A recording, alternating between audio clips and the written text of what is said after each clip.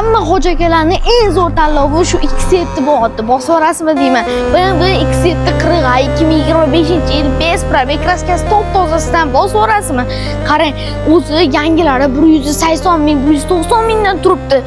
Atiga 2025lik uchun shu moshinaning narxini 40 ming dollar arzoniga bosvorsangiz bo'laveradi.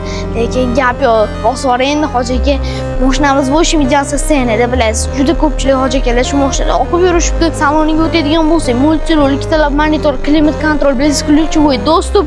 Mana X7 yozuvlarini qarang, alohida tema, 360 gradus.